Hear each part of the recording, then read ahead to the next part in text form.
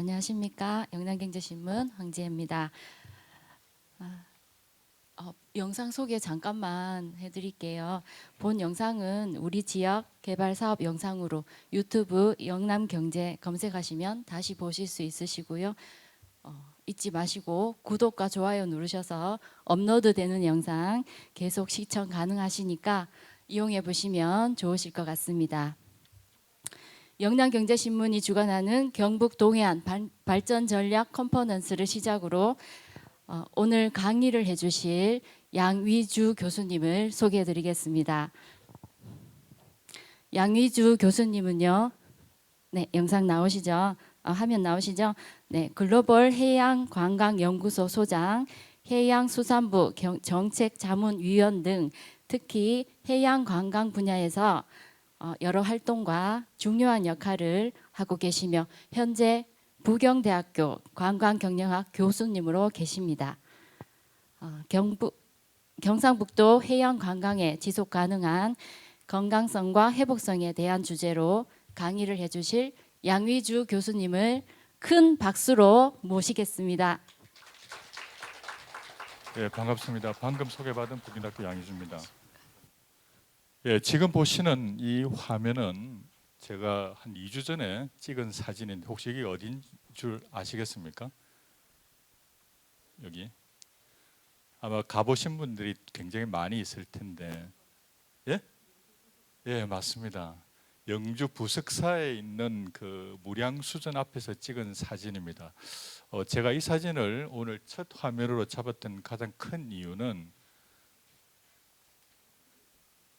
이게 멀리 보면은 동해 바다가 보이더라고요.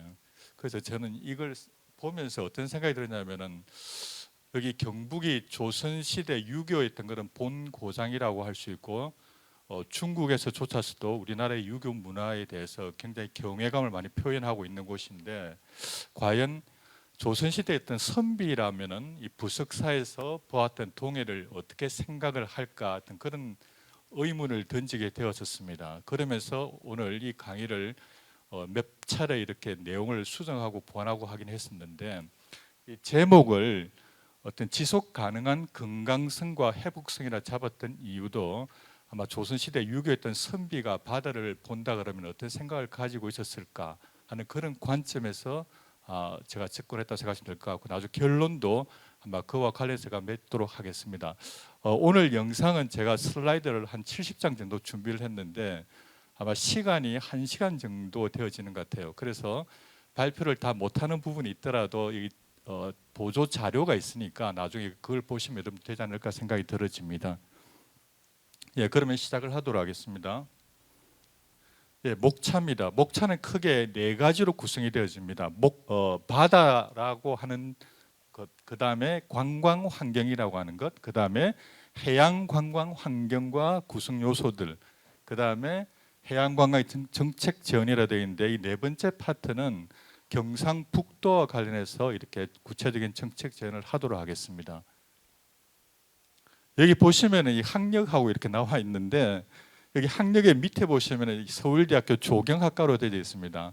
아까 어느 분이 저한테 해양하고 이렇게 전공이 맞지 않다고 그랬는데 오히려 산림조합 이걸 보니까 이 산림조합하고 저 전공이 더 맞는 것 같아요. 그런데 제가 이걸 보여드리는 이유는 이 학부 전공하고 제가 박사하고 좀 전혀 다른 전공입니다. 학부는 조경을 했고 석사도 조경을 했지만 이 박사는 미국에서 관광을 하였습니다. 제가 이걸 여러분들한테 말씀을 드리는 가장 큰 이유는 여러분들의 자녀라든지 또 여러분들의 친지나 또 가족들 중에 자녀가 있을 때 진로와 관련해 가지고 고민을 할 때는 이렇게 해주시면 좋을 것 같아요. 대학의 학부의 전공은 중요한 게 아니라는 거. 그리고 그 이후에는 얼마든지 달라질 수 있다는 걸 갖다가 우리가 좀 알아야 될 것 같고 아까 얼핏 들어보니까 이 산림조합의 조합장님도 보니까 약간 전공하고 조금 다른 부분이 있다고 좀 생각이 들어지는데 좀 그런 것 같아요. 우리가 이렇게 살다 보면은 한때 이렇게 몰두했던 그 직업에서 벗어나서 또 다른 일을 하는 경우가 굉장히 많지 않겠습니까? 그런 측면에서 제가 이걸 보여드리니까 다른 오해는 없으시기 바랍니다. 그리고 지금 오늘 주제가 경상북도에 있던 해양 관광과 관련된 그런 내용들이 있기 때문에 해양 관광과 관련된 저희 어떤 경력이라든지 이런 이력들에 대한 내용이 되어지겠습니다. 그리고 저는 거기 작년부터 경상북도 해양레저 관광진흥위원을 맡아서 지금 자문을 또 하고 있는 상황입니다. 옆에 있는 이 사진은 작년에 부산 북항의 홍보관을 개통을 하면서 이렇게 인터뷰를 요청을 해서 찍었던 사진이고, 저걸 클릭을 하면 내용들이 아마 있을 겁니다. 여러분들이 구글이나 네이버 들어가시면 인터뷰 내용을 볼 수 있지 않을까 생각이 들어집니다. 뒤에 화면은 광안리 해수욕장의 그 광안대교의 모습이 되어지겠습니다. 지금 보시는 이 화면은 제가 해양 관광과 관련해서 제가 저술했던 그런 책자들이 되어지겠습니다. 그리고 지금 보시는 이런 해양 관광이라든지 이 문화 관광 이런 것들은 지금 현재 대학에서 제가 직접 교재로 사용하고 있는 그런 책들이 되어지겠습니다. 그리고 아마 여러분들이 좀 익숙하지 않는 것들이 아마 이 피어라는 단어가 아닌가 생각이 들어지는데, 이 피어라고 하는 것은 육지에서 이렇게 바다로 나와 있는 어떤 그 구조물이 되어져 있는데, 제가 포항에 어디를 가다 보니까 이 피어라는 곳이 있더라고요. 근데 제가 생각했던 피어하고 좀 다른 모습이었는데, 하여튼 포항에도 이런 피어가 있습니다. 우리나라에 지금 피어가 조성되어 있는 곳이 그렇게 많지는 않는데 포항도 그 중에 하나입니다. 그 다음에 이 등대 관련 책도 제가 썼었는데, 등대는 우리나라의 등대가 한 400개가 넘게 되어져 있는데, 이 과학기술의 발전으로 인해 가지고 이 등대가 이전에 유인 등대에서 지금 무인 등대화 되어지고 있습니다. 근데 아마 여러분들도 생활하시면서 이렇게 바닷가를 거닐다 보면은 등대가 있는 곳을 많이 보실 수 있을 텐데, 등대가 있는 위치들이 보면 대부분 도심에서 이렇게 이격되어 있어서 전망이 굉장히 좋습니다. 그래서 최근에 전 세계적으로 해양 도시들의 경우에는 이 등대를 복합 공원화를 만들어 가지고 사람들을 끌어들이는 그런 매력물로도 많이 작용을 하고 있습니다. 그래서 아마 지금 경북에 여기 이 수산국장님도 계시는데, 이 등대에 대해서 아마 여러분들이 해양 관광 어떤 매력물로서 좀 개발을 하면은 좋지 않을까, 좀 그런 생각을 해보게 되어집니다. 예, 이거는 거기 4월 27일자 그 매일경제에 나왔던 기사 내용이 되어지겠습니다. 여기 보시면은 이 부킹닷컴은 이렇게 쭉 나와 있죠. 그리고 국내에서는 이렇게 사람들이 인기가 높았던 곳으로 이렇게 15곳을 지정을 하고 있는데, 그 중에 대구 경북과 관련된 도시는 경주밖에 없습니다. 경주밖에. 그리고 경주밖에 없지만 그 중에 15곳 가운데서 11군데가 해양, 바다와 관련된 장소라는 이야기입니다. 그 이야기는 뭐냐면 지금 우리나라 사람들이 관광 목적지로 이렇게 설정을 하는 데서 가장 많이 찾는 곳이 바닷가라는 이야기입니다. 바닷가. 그리고 이런 또 설명도 있더라고요. 한국인 여행객의 89%가 어떤 형태로든 물을 보면 즉각적으로 기분이 좋아진다라는 어떤 그런 조사가 있었다 그럽니다. 여러분들은 어떻습니까? 여러분들은 물을 보면 기분이 막 좋아지나요? 혹시 집에 수족관을 하시는 분? 수족관. 아까 제가 좀 일찍 와가지고 여기 조합장 안을 이렇게 둘러보니까 거기 카페가 있는 그 정원 안에 보니까 이게 물을 끌어들였던 그런 부분이 있는데, 이렇게 물이라고 하는 어떤 그런 요소가 우리한테 주는 여러 가지 요인들이 굉장히 많이 있는 것 같아요. 그 중에 하나가 여기 나와 있는 이 힐링에 대한 개념이 아닌가 싶은 생각이 들어집니다. 그래서 아마 여러분들이 산을 갈까 바다를 갈까 이렇게 고민을 하시는 분들이 많이 있죠. 근데 대부분 어디를 선택을 하실 것 같아요? 대부분 다 바다를 선택하게 되어 있습니다. 가장 큰 이유는 바로 여기에 나옵니다. 이거는 제가 쓴 책인데, 이 책자에 보시면, 책의 내용에 보시면 중요한 키워드가 몇 가지 나옵니다. 그 중에 하나가 이 해중 본능이라는 단어가 있고, 그 다음에 이 이머전이라는 단어가 나와 있는데, 여기 보이는 이게 제가 거기 구글에서 가져온 이 화면 이미지인데, 태아입니다. 태아. 지금 여기 계시는 모든 분들이 정상적으로 아마 태어나셨다 그러면은 엄마의 어떤 그런 자궁 속에서 280일 동안 이렇게 있는 곳이죠. 그런데 그 자궁이 있는 그 속에 양수라고 하는 것이 있습니다. 양수. 이 물 속에서 이 태아가 280일 동안 있는다는 얘기죠. 그래서 인간은 본능적으로 물을 좋아할 수밖에 없는 이유가 이 어머니의 배 속에 있었던 이 양수에 났던 그런 기억들이 아닌가 싶은 생각이 들어집니다. 재작년에 보니까 어떤 TV 광고에 보니까 수중 7cm라는 어떤 그런 타이틀을 가지고 광고를 하는 모습을 보았습니다. 그게 아마 그 물과 관련되어진 어떤 그런 선전이었던 것 같아요. 태아가 이렇게 풀에서 수영을 하는 장면이 나와 있는데 그게 보니까 타이틀이 수중 7cm였습니다. 아마 이 양수에 있는 그 깊이가 아마 7cm인가 아닌가 생각이 들어지는데 이런 기억들 때문에 사람들은 본능적으로 바다를 좋아하고 또 바다를 보면 가고 싶어하고 또 바다를 보고 이렇게 힐링을 받는 그런 이유가 아닌가 생각이 들어집니다. 그리고 이 이머전이라는 단어는 뭐냐면은 품에 안긴다는 그런 뜻입니다. 그러니까 바다를 좋아하는 이유가 우리가 바다를 엄마의 어떤 품에 비유하는 이유가 아마 이런 기억들 때문이 아닌가 그렇게 생각을 해보게 되어집니다. 예, 지금 보시는 이 자료 화면은 제가 올 초에 그 영일대 해수욕장을 이렇게 거닐다가 산책을 하다가 이 서해를 하신 분들의 어떤 글이었었습니다. 여기 보시면은 내용들이 이런 내용입니다. 바다가 바다라는 이름을 갖게 된 것은 해가 쭉 나와 있거든요. 그리고 여기 보면은 어머니라는 어떤 그런 어머니라는 뜻을 지닌 바다이기 때문이라는 그런 표현이 나와 있는데 아마 이런 것들이 우리가 바다를 본능적으로 찾게 되어지고 좋아하는 이유가 아닌가 그런 생각을 해보게 되어집니다. 그리고 이런 또 질문을 해봤습니다. 그러면 왜 우리는 바다를 좋아하는 것일까에 대한 질문인데 이 로버트 헬리라는 사람이 여기 대해서 이런 답변을 제시를 하였습니다. 우리가 사고하기 좋아하는 것을 생각하게 하는 어떤 강력한 힘을 지니고 있기 때문이다. 그러니까 바다를 가면은 우리가 이런 힘을 얻는다는 얘기죠. 정신적으로 우리가 이렇게 힐링했다는 개념을 가지고 있지만 또 바다를 보는 순간 이런 어떤 강력한 힘을 얻는다는 얘기입니다.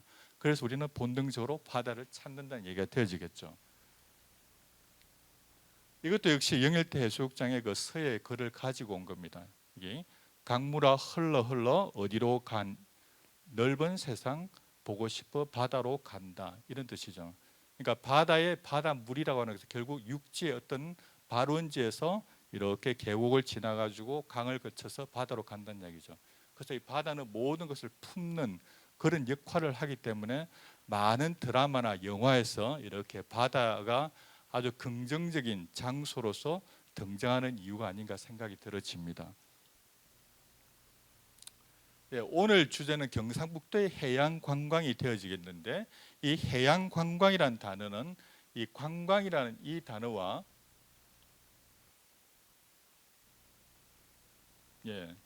이 관광이라는 이 단어와 바다 해자가 만나는 곳이 되어지겠습니다. 쉽게 이야기하면은 관광이 이루어진 공간이 바다라든지 바다와 가까운 곳에 이루어지는 것들은 다 해양 관광 이렇게 여러분들 이해를 하시면 될 것 같습니다. 예, 이거는 관광이란 단어가 어떻게 바뀌어갔나에 대한 이야기가 되어지겠는데 이 관광은 한글로 이렇게 쓰죠. 그 다음에 한자로 이렇게 씁니다. 그리고 이 중국의 간체로는 이렇게 씁니다. 그리고 영어로는 sightsee라는 표현을 많이 씁니다. 이 한자의 이 관자와 광자는 우리나라에서 최초에 공식적으로 등장한 것은 최치원 선생이 썼던 개원 필경이라는 그곳에 보면은 이 관광이라는 이 한자어가 처음으로 등장합니다. 그때 그 대목에서 쓰였던 그 의미는 최치원 선생이 어릴 때 당나라로 유학을 간다는 그 표현을 하면서 관광이라는 표현을 쓰고 있거든요. 그러니까 최치원 선생한테 있어서 이 관광이라는 뜻은 뭐냐면은 이 그 당시에 신라 시대에 볼 수 없는 새로운 빛을 보러 당나라에 간다는 얘기가 되어지겠죠. 그래서 이 광자는 자기가 살고 있는 도시라든지 나라에 없는 새로운 문물이라든지 문명을 경험하기 위해서 간다 이런 의미가 강하다는 이야기입니다. 그렇게 보면은 이 관광은 한자적으로 보면은 이 처음에 우리나라에서는 굉장히 교육적인 어떤 그런 뜻이 강했다고 얘기할 수 있을 것 같아요. 그렇죠? 그래서 이 사이트 C라는 표현을 쓰고 있는데 오늘날의 관광은 이런 본다는 의미에 있어서 바뀌어 가고 있습니다. 뭐냐면은 doing, 무엇을 하러 간다는 이야기입니다. 여기 지금 산림조합의 시설들이 잘 조성이 되어져 있는데 여기 오신 분들 많은 수들이 그냥 오셔가지고 나무 보고 풀 보고 꽃들 보고 가지는 않죠. 여기서 식사도 하고 그다음에 뭐도 만들기도 하고 뭐 한다는 이야기입니다. 그래서 오늘날의 관광은 대부분 이 보는 것에서 하는 것으로 바뀌어갑니다. 그래서 이 관광은 사이트시에서 요즘에는 이 투어리즘이라는 단어를 쓰고 있다는 이야기입니다. 그런데 이 투어리즘의 이 단어의 이 TOOUR이라는 이 단어의 어원이 원래는 라틴어로 토너스라는 그런 뜻이 있습니다. 여러분들 시골에 가시면은 운물 위에 이렇게 누각을 씌워가지고 이렇게 뚜레박을 달죠. 그러면 이 뚜레박에 물을 갖다가 이렇게 담겨서 이렇게 걸쳐서 이렇게 내리죠. 내리고 땡기지 않습니까? 그 누각에 있는 그걸 우리 뭐라 그러죠? 예, 도르래라 그러죠. 이 도르래의 뜻이 뭐냐면 끌어당긴다는 이야기입니다. 그래서 이 투어리즘의 TOUR은 이 어원이 끌어당기는 겁니다. 그래서 관광을 한다고 하는 것은 뭐냐면은 관광 목적지에 있는 사람들이 대상이 아니고 다른 지역에 있는 사람들을 끌어당겨야 된다는 얘기죠. 그럼 끌어당기려고 그러면 무언가 그곳에 있는 사람들이 경험하지 못하는 무언가가 있어야 되겠죠. 그렇죠? 그래서 우리는 그걸 관광 자원이라는 말도 쓰고 관광 시설이라는 말도 쓴다는 이야기입니다. 지금 여기 산림조합 이 시설이 잘 되어져 있는데 이곳이 관광지로 되려 그러면은 포항시에 있는 지역 주민들이 이용해서는 안 된다는 얘기입니다.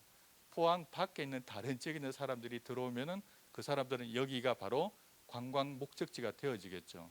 그래서 이 조합을 갖다 우리가 전략적으로 어떻게 발전시키느냐 이렇게 생각을 할 때 누구를 대상으로 해야 될 것인가에 대한 전략이 필요하다는 그게 바로 경영학에서는 뭐 STP 전략이라는 이런 표현을 또 쓰고 있거든요.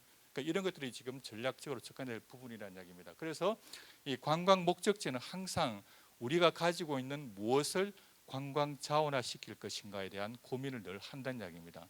그런데 또 묘한 게 뭐냐면은 여기 있는 이 산림조합장이 앞으로 10년, 20년 뒤에도 계속 많은 사람들이 오겠냐 이거죠.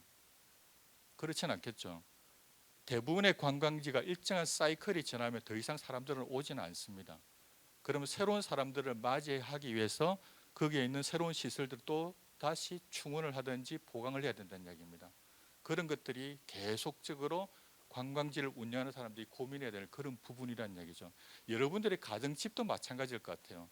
집도 이렇게 한 10년 정도 있다 보면 살던 살림들 새롭게 이렇게 리뉴하는 경우 있지 않습니까? 또 이사를 가기도 하고 똑같은 이야기입니다. 사람들의 심리는 관광객의 심리와 동일하다는 이야기입니다. 그래서 이 주기를 어떻게 우리가 맞출 것이냐가 이 관광 목적지의 전략 중에 굉장히 중요한 부분으로 차지하게끔 되어져 있습니다. 그래서 한때 유행했던 것이죠. 투두 리스트를 해가지고 뭐 죽기 전에 내가 해야 될 10가지, 뭐 100가지 이런 표현을 많이 썼었는데 여기 계시는 분들 중에서도 아마 이렇게 리스트를 작성하셔가지고 이렇게 하나씩 하나씩 이렇게 꺼가시고 계시는 분도 아마 있을 것 같아요. 그래서 지금 오늘날의 관광은 보는 것에서 하는 것으로 이렇게 바뀌어가고 있다. 그래서 이 관광은 이전에 시각 중심이었다면 지금은 오감 모든 걸 다 만족시키는 이런 형태로 간다는 얘기입니다.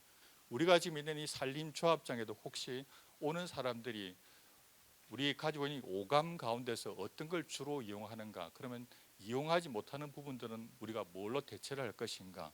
뭐 예를 들면 체험하는 것, 만드는 것 이런 것들 있잖아요. 이런 것들도 지금 현재 있는지 없는지 이제 확인을 해본다는 이야기입니다. 그래서 이런 트렌드에 우리가 늘 민감해야 되는 부분이 이 관광 목적지를 개발하고 계획하는 사람들의 어떤 거는 숙명이 아닌가 생각이 들어집니다. 자, 이거는 뭐냐면은 이 관광의 어떤 흐름이 어떻게 변해가고 있느냐에 대한 얘기가 되어지는데 지금 이걸 갖다 하는 이유는 관광에 대해서 여러분들 좀 어느 정도 이해를 가지고 있으셔야지 나중에 해양 관광을 좀 더 쉽게 접근할 수 있을 것 같아서 제가 간단하게 설명을 드리는 겁니다. 관광은 이렇게 시점으로 볼 때 과거, 현재, 미래로 본다 그러면은 이 해양 관광은 미래에 있던 관광 형태가 맞는 것 같아요. 그리고 우주 관광도 지금 굉장히 상업적으로 지금 많이 하고 있죠. 미국 같은 경우에는. 그래서 이전의 관광이 뭐 종교라든지 역사, 문화에 있던 그런 관광이었다 그러면 향후의 미래의 관광은 이렇게 바뀌어 갈 것이라는 이야기입니다. 그리고 관광 목적도 이전에는 새로운 문화나 문물을 경험하는 것이 주였다 그러면 향후에는 미지 세계를 향한 탐험이라든지 도전, 모험 이런 것들로 갈 것이라는 이야기입니다. 아마 산림조합이 주변에 있는 배후에 있는 이 산지를 이용해 가지고 요즘에 산림청에서 프로젝트를 많이 하고 있던데 숲속에 거기 체험장들 어린아이들 놀이터를 만드는 이런 경우도 많이 있더라고요. 아마 그런 것들도 향후에 우리가 좀 더 보아야 될 부분이 아닌가 생각이 들어집니다. 그런데 분명한 거는 뭐냐면은 앞으로 갈수록 이 관광객의 어떤 그런 목적지에 사람들 수는 적어질 것이라는 얘기죠. 사람 수는 적은데 비용은 어떤 단가는 더 높아지는 이런 경우가 앞으로 향후에 관광의 새로운 트렌드가 아닌가 생각이 들어집니다. 아마 이 산림초합장에도 많은 사람들이 오는 것보다는 적은 사람들이 와서 뭐 더 많은 비용을 소진할 수 있는 이런 어떤 상품을 갖다가 개발한다든지 이렇게 하는 것도 하나의 방안이 되어지겠죠. 그러니까 오늘날은 사람들이 많이 모이는 그런 시대는 아니란 이야기입니다. 지금 아마 여러분들도 최근에 이 관광객 기사를 보시면 가장 키워드가 뭐냐면은 오버 투어리즘이라든지 뭐 젠트리피케이션 이런 이야기가 많이 나오죠. 사람들이 많이 모임으로 내 가지고 생기는 여러 가지 현상들이 되게 많이 있던 얘기입니다. 그래서 요즘 관광의 어떤 트렌드 중에 하나는 많은 사람들보다는 적은 사람들, 그리고 이 적은 사람들이 더 많은 돈을 쓸 수 있게끔 만드는 이런 형태, 그리고 관광객 수를 제한하는 이런 형태가 최근에 어떤 그런 관광의 동향이 아닌가 생각이 들어집니다. 그래서 아마 과거에서부터 현재까지 했던 그런 그 트렌드라 그러면은 아마 이 아날로그 투어리즘이 주였다 그러면은 이후에는 스마트라든지 인텔리전트 투어리즘 이런 쪽으로 갈 거란 이야기입니다. 이런 쪽으로. 저는 아까 잠깐 둘러봐서 잘 모르겠는데 지금 우리 여기 산림조합 이 시설 내에 스마트한 기기가 어떤 것이 도입되어 있는지 굉장히 궁금해져요, 사실은. 그래서 혹시 이런 게 있는지 또는 없다 그러면 어떻게 또 도입을 할 것인지 이런 것들도 아마 고민을 해야 될 부분이 아닌가 생각이 들어집니다. 예, 지금부터는 그 앞에는 이 관광에 대한 개념적인 내용이 되어지겠고 지금부터는 이 관광과 관련된 통계를 가지고 여러분들한테 잠깐 소개를 하도록 하겠습니다. 여러분들 그 통계청에 들어가 보시면은 이 지방 지표에서 이 지표들이 나와 있는데 지금 현재 통계청에서는 생활과 관련된 지표가 24개의 있던 그런 부분으로 나눠집니다. 그 중에 이 관광은 여기 나와 있는 것처럼 문화와 여가라는 어떤 그런 지표에 관광 관련된 지표가 포함되어져 있습니다. 그리고 거기에는 몇 가지 지표가 있는데 그 중에 하나가 국내 관광 여행 횟수입니다.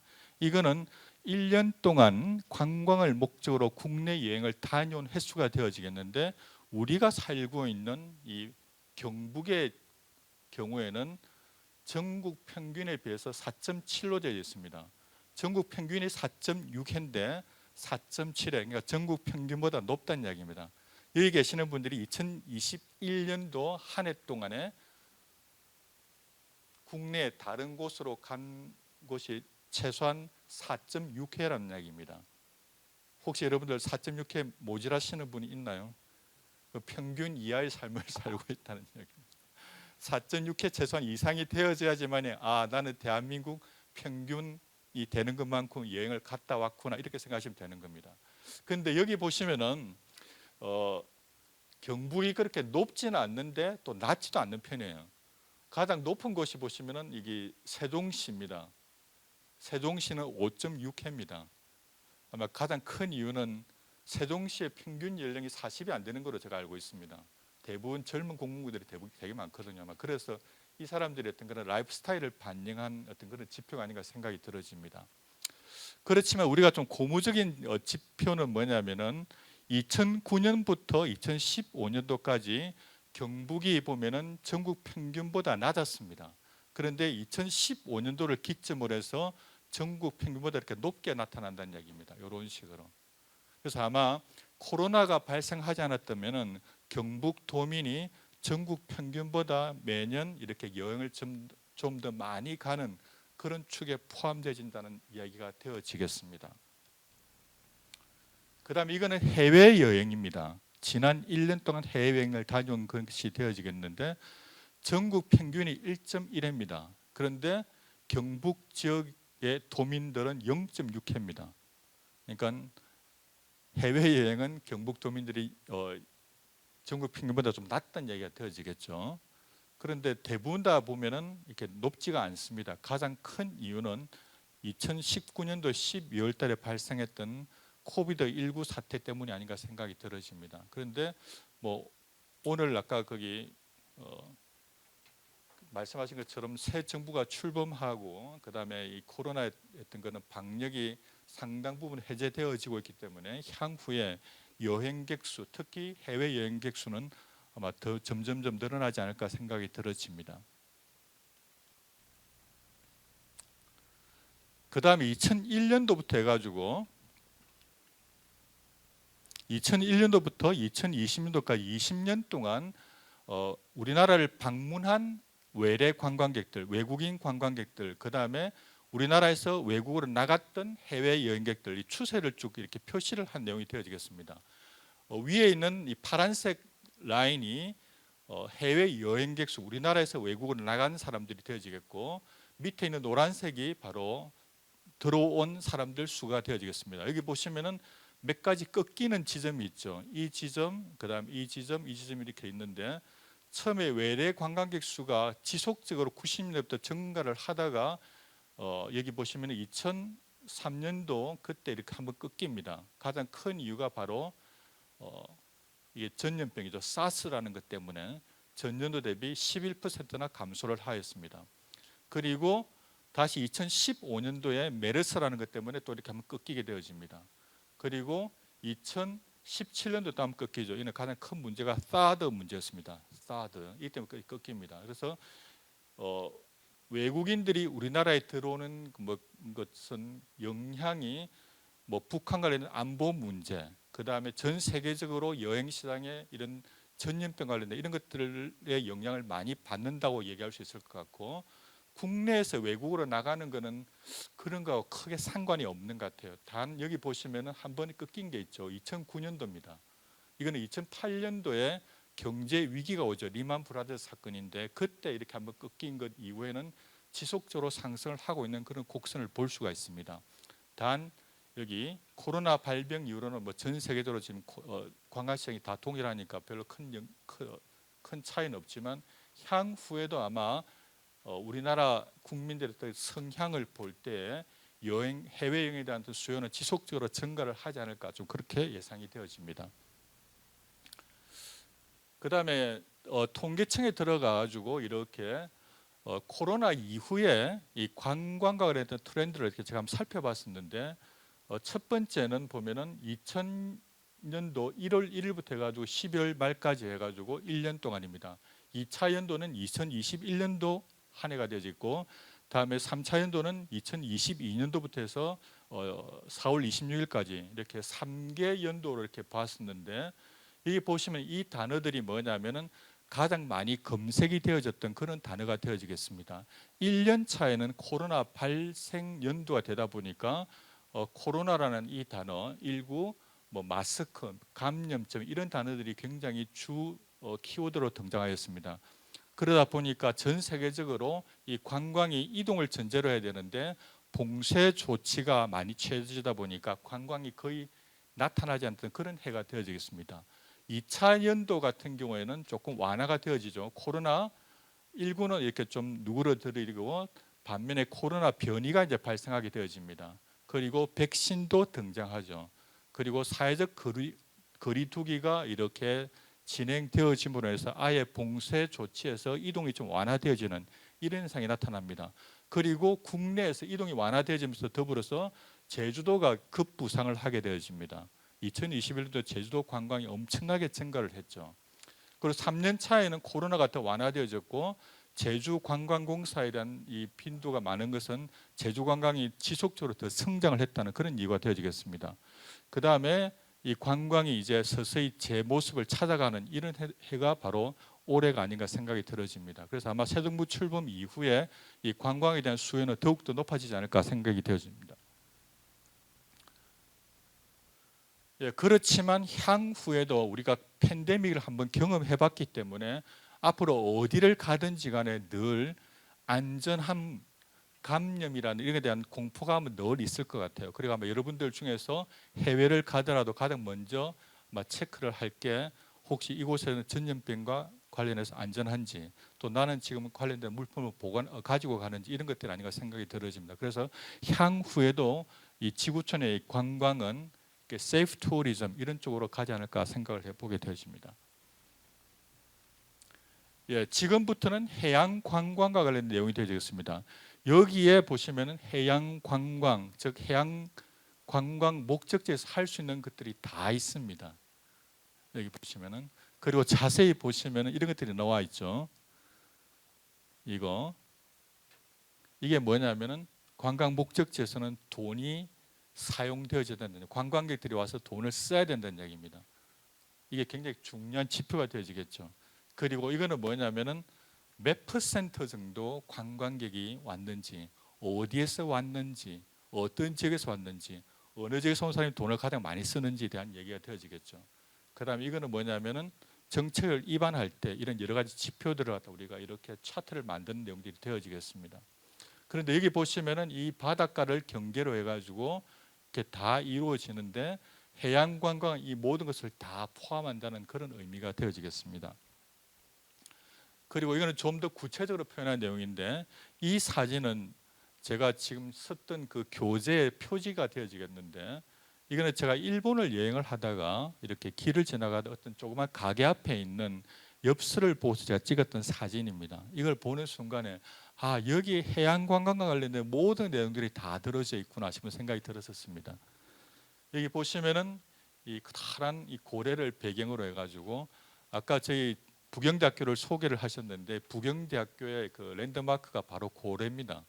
백경이 바로 저희 학교의 상징물이 되어지는데, 이 고래라는 것, 그리고 포항과 인근에 있는 울산의 장생포로 가시면 이 고래 관광특구라 되어지죠. 우리나라 유일한데 이 고래를 배경으로 해서 여기에 수없이 많은 온갖 바닷가에서 할 수 있는 모든 것들이 다 들어 있습니다. 그리고 밑에는 바다 밑에서 할 수 있는 것들. 이게 바로 해양 관광 목적지가 갖춰야 될 가장 궁극적인 이미지가 되지 않을까 생각이 들어집니다. 이렇게 되려 그러면 일단 바닷물이 청정 수역을 유지를 해야 되겠죠. 이런 것들부터 다 시작한다는 이야기입니다. 그래서 아마 여러분들이 이 그림을 보시면서 해양 관광이 어떤 것이 되겠는지, 또는 이 포항 그리고 경상북도의 해양 관광을 어떻게 돼야 되는지, 막 그런 그림을 그릴 수 있지 않을까 생각이 들어집니다. 네, 이거는 제가 어저께 밤에 이렇게 구글을 검색을 하다가 이렇게 경상북도 해양 관광이라는 키워드를 이렇게 쳐봤습니다. 지금 여러분들이 가지고 계시는 그 자료에 있는 거 조금 다를 겁니다. 여러분들이 가지고 있는 그 자료는 4월 26일 날짜로 제가 캡처를 한 거고, 이거는 어저께 날짜로 캡처한 겁니다. 조금 차이가 있더라고요. 그리고 밑에는 경상북도 해양 레저 관광이라는 키워드를 쳤습니다. 여기 보시면 이 해양 관광이라는 거하고 해양 레저 관광하고, 요거 레저란 말이 더 추가되고 안 되고인데, 관광과 해양 관광과 해양 레저 관광은 구글을 검색하시는 분들 또는 자료를 올린 분들이 조금 다르게 인식을 하고 있다는 이야기입니다. 해양 관광을 인식하는 거하고 해양 레저 관광을 인식하는 거 전혀 다르다는 이야기입니다. 제가 지금 경상북도 해양 레저 관광 진흥위원으로 되어져 있죠. 그런데 부산시에도 제가 부산광역시 해양레저 관광진흥위원으로 되어져 있는데, 제가 회의에 참석할 때마다 놀라는 것은 뭐냐면은, 해양관광이라는 단어하고 해양레저 관광이라는 단어하고 해양레저 스포츠라는 단어하고 해양레저라는 단어하고 해양레포츠라는 단어하고 늘 이렇게 헷갈려 하더라고요. 그럼 당신은 어떻게 정의를 할 것이요? 이렇게 하면 물어보면 저도 좀 사실은 좀 난감하긴 난감한데, 이 용어가 가지는 그 단어의 힘이라는 게 있는데, 이게 단어가 참 이렇게 명확하지 않는 경우가 참 많이 있는 것 같아요. 그리고 더 아이러니한 것은 뭐냐면은, 해양수산부에서 이렇게 자료를 보면은 늘 정책 자료에 제일 처음에 등장하는 것은 이 자료에서 해양 관광은 이런 뜻을 가지고 있습니다라는 개념에 대한 용어 정의를 해줘요. 그 얘기는 뭐냐면, 해양수산부조차서도 해양 관광 또는 해양 레저 관광 이 단어에 대해서 사안마다 좀 다르게 쓰고 있다는 이야기입니다. 이렇게 해서는 안 되거든요. 용어라고 하는 것이 늘 동일해야지 우리가 이걸 신뢰를 가질 수 있는데 사안에 따라서 정책에 따라서 용어가 개념이 달라지면은 굉장히 혼돈스럽지 않겠습니까? 그렇죠? 그래서 아마 이게 경상북도에도 해양 레저 관광 개 과 팀이 있다 그러면 명확하게 용어 개념부터 정의가 되어져야지만이 그 직무와 기능을 갖다가 우리가 또 올바로 수립을 할 수 있지 않을까 좀 그런 생각이 들어집니다. 그런데 이 두 화면에서 공통적으로 들어가는 이미지가 바로 이 이미지입니다. 요거 요 이미지인데 이거는 해양 관광에도 이미지가 들어가 있고 해양레저 관광에도 이미지가 들어가 있는데 이 이미지는 나중에 다시 설명을 하겠지만 이건 2019년도에 해양수산부에서 대한민국 해양레저 관광 활성화 대책을 수립을 하면서 했던 그런 그림이 되어지겠습니다. 그리고 뒤에 있는 그림들을 보시면 조금씩 다른데 이 여자분이 계속 이미지가 한 달 동안 계속 올라와 있더라고요. 그리고 지금 이 오세안 G라는 이 표현을 쓰고 있는데 이게 지금 경상북도에서 해양 레저 관광 브랜드를 론칭을 하면서 만든 그 로고인 것 같아요. 근데 아마 여기 계시는 분들이 많이 알고 있는지는 잘 모르겠는데 하여튼 이런 걸 쓰고 있습니다. 이게 아마 오션 경북을 뜻하는 그런 의미가 아닌가 생각이 들어집니다. 근데 여기 보시면은 이렇게 해양 관광하고 레저가 좀 다른 게 뭐냐면은 해양 관광은 주로 많은 사람들의 이미지 속에 무언가를 개발하는 것, 새로운 걸 만들어내는 이런 개념이 굉장히 강하게 있는 것 같아요. 반면에 해양 레저 관광 같은 경우에는 바닷가에서 이렇게 요트를 즐긴다든지 이런 것들, 행위를 하는 이런 것들이 주 개념이 아닌가 생각이 들어집니다. 그래서 아마 여러분들이 이런 단어들을 가지고 검색을 해본 다음에 여러분들 나름대로 해양 관광이라는 단어, 해양 레저 관광이라는 단어에 대해서 좀 개념을 잡을 수 있지 않을까 생각을 해봅니다. 이 드라마 보신 분, 예.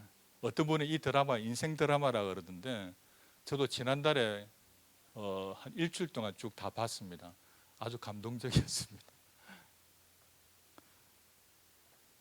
여러분들 지금 여기 20대는 아무도 안 계시는 것 같은데 저기 혹시 한 분 계신가요?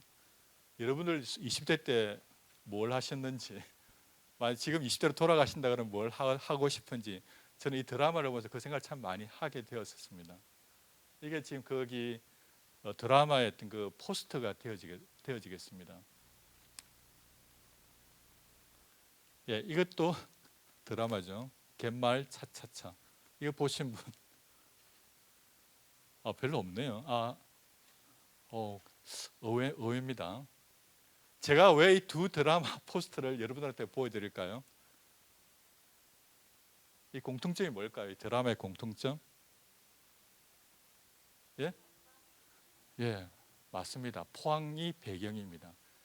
한 곳은 뭐냐면은 가상의 포항이라는 곳이 나와 있고 드라마 대사에서 포항이라고 나오는 것인데 실제 포항이 아니고 또 한 곳은 뭐냐면 실제 포항에서 촬영했는데 포항이 아닌 곳으로 나옵니다. 이 갯말 차차차 이거는 포항에서 촬영했는데 포항이 아닌 것으로 강원도 어디로 나와 있고 그다음에 25, 21는 다른 곳에서 촬영했는데 포항으로 나오죠. 그 여하튼 이 포항과 관련이 돼서 제가 이 두 개의 그 포스트를 여러분한테 인용을 합니다. 그리고 이게 또 다른 공통점이 뭐냐면 TVN이라는 그런 채널에서 이 드라마를 제작을 했거든요. 근데 이 드라마의 힘이라고 하는 게 정말 놀랍더라고요. 이 두 드라마가 상영되어지는 시기하고 포항을 찾는 사람들의 시기하고 찾는 사람들이 증가하고 거의 비슷하게 많이 나타나다는 이야기입니다. 그래서 그런 포항에 어떤 해양관광을 하기 위해서 뭘 해야 되느냐? 경상북도 해양관광을 하기 위해서 뭘 해야 되느냐? 답은 여기 있을 수가 있겠죠. 이런 드라마라든지 영화의 어떤 그런 로케이션으로 등장하는 곳 이런 곳입니다. 한 10년 전인가요? 김해 시장님께서 어떤 아이디어를 쓰셨냐면은 김해를 배경으로 하는 소설을 이 모모 작가한테 아주 유명한 작가분한테 부탁을 한 적이 있었습니다. 가장 큰 이유는 뭐냐면 김해가 소설의 주 배경이 돼서 김해를 알리려고 하는 그런 강한 의지가 있었다는 얘기입니다. 그런데 이분 참 놀랍죠. 아마 여기서도 우리가 포항이라든지 경상북도에 했던 그런 전략들도 이런 글들을 이용해서 또는 문화를 이용해서 활용하는 이런 것들이 좀 필요하지 않을까 좀 생각을 해보게 되어집니다. 예, 오늘 발표했던 거기 구성했던 내용들이 되어지겠는데 저는 이 해양 관광을 이렇게 봅니다. 이 보시면 이 해양 관광 목적지, 예를 들면 포항이라고 하는 곳이 있으면은 이 포항은 크게 4개의 구역으로 요소들로 구성이 되어졌다는 이야기입니다. 첫 번째는 뭐냐면은 행위자라 그래서 사람들과 관련되어지는 겁니다. 포항 시민과 포항을 찾는 관광객들, 이게 하나의 구성 요소가 되어지겠고, 또 다른 구성 요소는 뭐냐면 다른 지역에 없는데 포항에 있는 이것 때문에 그 사람들을 찾는 곳. 그게 바로 뭐냐면 이 대상이라는 표현을 쓰고 있습니다. 관광 대상 또는 뭐 매력물이란 말 쓰기도 하고, 또 이곳에 와서 상품을 구매를 한다든지 또는 체험을 하는 이런 형태가 되어지겠습니다. 그리고 이런 것들을 제대로 잘 하기 위해서 계획을 수립을 하고 디자인을 하는 이런 형태가 또 다른 하나의 구성 요소가 되어지겠고, 그다음에 또 다른 구성 요소는 산업입니다. 포항의 해양 관광 산업, 포항의 관광 산업은 어떤 것이 있느냐 이거죠. 또 포항의 이런 서비스는 어떤 것이 되어지는지 이런 것들이 또 하나의 구성 요소가 되어지겠고, 또 다른 구성 요소는 이 해양 관광 관련된 행정이라든지 제도 또는 뭐 관련되는 기구 또는 뭐 관련되는 사람들을 어떻게 교육시키는지, 포항시 내 해양 관광 관련된 포항시에 조례가 있다든지 경상북도에 해양 관광 관련 조례가 있다든지 이런 내용들이 되어지겠죠. 그리고 지금 6월 달 되면 또 기초의원 선거를 하게 되지 않습니까? 그런 선거에 출마하시는 분들은 이런 공약들을 행정과 또는 법률과 관련되진 또는 제도와 관련된 걸 공약상을 내걸고 있는지 우리가 좀 확인해 볼 필요가 있을 거라는 이야기입니다. 그다음 포항시 내 해양 관광 관련된 그 기구라든지 협회가 있는지에 대한 내용들이 되어지겠죠. 그래서 크게 해양 관광은 이렇게 크게 4개 요소로 구성이 되어진다 이런 의미에서 제가 이걸 보여드리고, 오늘 발표할 내용도 이 구성 요소 하나하나에 대해서 여러분들한테 짧게 설명을 하고 마치도록 하겠습니다. 예, 지금 보시는 자료는 제일 처음에 거기 해양 환경을 구성하는 행위자와 관련된 내용입니다. 여기 보시면은 지역 주민의 유동 인구 지도 서비스에 대한 내용이 되어지겠는데, 2021년도 4월 달부터 2022년도 3월 달까지 SKT 이용자들 대상으로 했던 자료가 되어지겠습니다. 여기 지금 보시면은 경상북도 포항시 남구라고 되어져 있는데, 이 남구의 유동 인구를 조사한 데이터를 쓴 이유는 오늘 저를 초대해 주셨던 영남 경제신문이 있는 곳이 포항시 남구더라고요. 그래서 포항시 남구를 중심으로 해서 유동인구, 유입인구가 어떻게 되는지 조사를 해본 내용이 되어지겠습니다. 이 포항시 남구에서 이렇게 주중에 이렇게 포항시로 들어오시는 분들이 어디에 거주하느냐에 대한 내용이 되어지겠습니다. 멀리 경기도부터 해서 이렇게 주중에 오는 사람들의 숫자가 11만 4천 명 정도 됩니다. 매주 지난 1년 동안. 그 다음에 주말에는 11만 명입니다. 이게 좀 놀랍죠. 저는 오히려 주말에 사람들이 더 많이 올 거라고 생각했는데 주말에는 주중보다 사람이 또 더 적어요. 이렇게 적습니다. 여기 숫자는 이렇게 되어 있습니다. 타 지역에서 2시간 이상 머물던 사람이 해당 지역으로 이동하여 2시간 이상 머문 경우, 그러니까 포항시 남구에 지난 1년 동안 들어온 사람들 중에서 2시간 이상 머물렀던 사람이 주중에는 11만 4천 명, 주말에는 11만 명밖에 안 된다는 얘기입니다. 여기 지금 산림조합이 있는데 여기 온 사람들은 여기서 얼마 동안 머물겠느냐 이거죠. 얼마 동안 머물러야지만이 여러분들이 얼마 동안 머무르는 것을 목표로 하고 이걸 구성을 하고 있느냐 이거죠. 카페에 어떤 사람이 와서 너무 오래 앉아 있으면 굉장히 큰 민폐라고 얘기를 하죠. 이 사람들이 일정 시간 되면 자리를 옮겨줘야지만이 이 로테이션이 회전율이 되지 않겠습니까? 그렇죠? 마찬가지입니다. 그런데 관광 목적지로 되려고 그러면은 기본적으로 이 관광 개발 전략을 수립할 때 한 곳에서 4시간 이상 머무는 전략을 펴고 있습니다. 왜 4시간이 중요하냐면은 관광 목적지에서 4시간을 머물게 되면 아침에 9시에 입장을 해가지고 4시간이 지나면은 12시가 되어지죠. 점심을 먹습니다. 밥을 먹는데 드는 비용이 우리가 작지가 않습니다. 점심 때 온 사람들이 뭐냐면 4시간 지나면 저녁을 먹게 되어지죠. 그러면 저녁 문제 돈을 쓴다는 이야기입니다. 관광 목적지 전략은 최소한 온 사람이 4시간 이상 머물도록 하는 겁니다. 그보다 더 중요한 것은 뭐냐면 잠을 재우는 겁니다. 우리가 관광지에서 가장 많이 쓰는 비용이 뭡니까? 숙박비지 않습니까? 그 잠을 재워야 됩니다. 잠을 재우면 그 다음날 아침까지도 먹고 갈 거란 얘기죠. 이게 부가가치가 계속 발생한다는 얘기입니다. 그래서 포항 시내 또는 경상북도에 온 방문객들이 4시간 이상 머물 수 있는 곳이 어디가 있느냐 이겁니다. 국장님 어디가 있습니까? 4시간 이상 정말 몰입해서 머물 수 있는 곳이 어디가 있죠? 죽도시장? 거기 4시간 이상 있을까요? 저도 가봤는데 먹더라도 한국 사람이 공통점이 뭐냐면 빨리 먹고 빨리 일어나요. 그게 예의는 아닌 것 같은데 하여튼 빨리 먹어요. 시장에 먹는 것도 보통 30분 이상 있는 경우 별로 없습니다. 시장에 이렇게 쭉 가더라도 물건을 구매하지 않는 이상은 그냥 쭉 이렇게 통과를 해버리기 때문에 시장에 보통 1시간 이상 머무는 경우 별로 없어요. 그래서 시장 상인해서 뭘 하느냐면은 더 오랫동안 머물기 위해서 이벤트도 하고 하죠. 주말 같은 경우에는. 그런데 그렇게 해봤자 2시간 이상 머무는 경우는 별로 없습니다. 그래서 제가 이렇게 쭉 찾아보니까 포항시에서 4시간 이상 머물 수 있는 곳이 그렇게 많지가 않더라고요. 경상북도에서도 마찬가지입니다. 제가 저기 부석사에 가서 한 2시간 있었는데 뭐 더 있으면 더 좋겠던데 과연 이런 곳들이 과연 많이 있을까 싶은 생각이 들어지는 거예요. 그 이야기는 뭐냐면은 포항시 또는 경상북도의 해양관광 전략은 4시간 이상 경험할 수 있는 무언가를 만들어야 된다는 얘기입니다. 해파란 길을 걷는 것은 좋은데 해파란 길을 걸으면서 돈을 쓸 수 있는 곳이 별로 없어요. 그렇죠? 요즘에 사람들이 굉장히 그 비용을 절감을 많이 해가지고 배낭에다가 도시락도 준비를 하고 음료수도 다 준비하기 때문에 길을 가다가 뭘 잘 먹지를 않더라고요. 그렇다면 해파랑길은 굉장히 오랫동안 머물 수 있는 곳이지만 관광 소비의 관점에서 보면은 그렇게 좋은 상품은 아닐 수가 있겠죠. 그러면은 우리는 무엇을 도입을 해서 4시간 이상 머물게 할 것인가에 대한 고민은 계속 해야 된다는 얘기입니다. 그리고 제가 지금 그 영주를 방문했던 큰 이유가 제가 지금 호텔 그 평가를 하고 있는데 여러분도 혹시 기회가 되시면 영주에 가시면 온천 그 관광 호텔이 하나 있던데 제가 지금까지 가본 로컬 호텔 중에 최고였습니다. 비용 대비 정말 좋아요.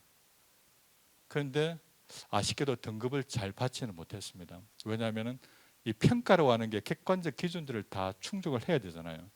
충족을 못 해가지고 평가가 별로 좋지는 않게 나왔는데 영주 전체를 하나의 관광지로 돈다 그러면은 거기는 하루 또는 이틀 있어도 정말 즐거운 곳이 아닌가 생각이 들어지는데 문제는 뭐냐 관광객들이 이렇게 투어를 할 수 있게끔 상품 구성이 안 되어 있는 거예요. 처음 온 사람들은 뭐 어떻게 해야 될지 모르는 곳이 영주였다는 생각이 참 많이 들었습니다. 그래서 아마 여러분들도 관광을 한다 그러면은 뭐 포항시에서 또는 경상북도 전체를 두고서 이렇게 어떻게 사람들로 하여금 루트를 이렇게 기획을 할 것인가에 대해서 고민을 충분히 좀 해야 되지 않겠나 생각이 들어지고 여기 산림조합장이 있는 여기도 마찬가지입니다. 사람들이 진입을 해서 동선을 어떻게 우리가 설정을 할 것인가 굉장히 중요합니다.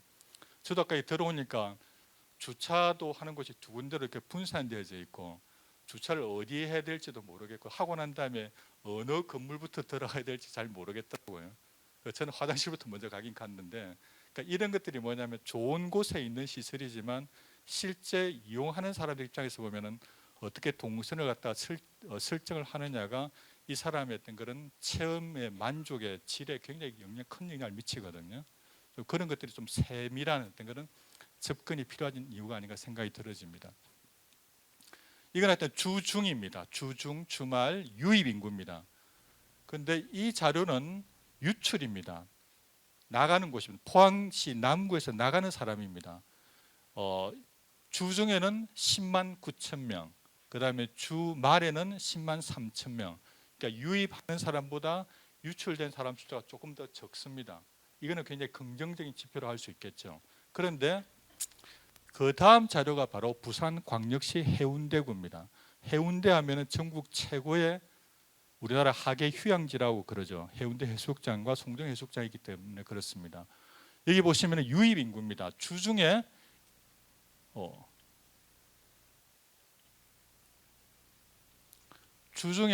해운대구에 유입되는 인구가 21만 명입니다. 멀리 서울부터 오는데 거의 대부분 보면은 여기 포항시 북구까지 포함되어 있는데 부산, 대구, 경북권에서 대부분 다 유입되어지는 그런 인구입니다. 여기. 그다음에 주말에는 19만 명. 그렇게 큰 차이는 없는데 여기도 조금 다른 게 유입되어진 인구가 주중보다는 주말이 좀 더 적은 경우가 되어지겠습니다. 여하튼 포항시 남구보다는 2배 이상의 숫자의 차이가 있다는 얘기죠.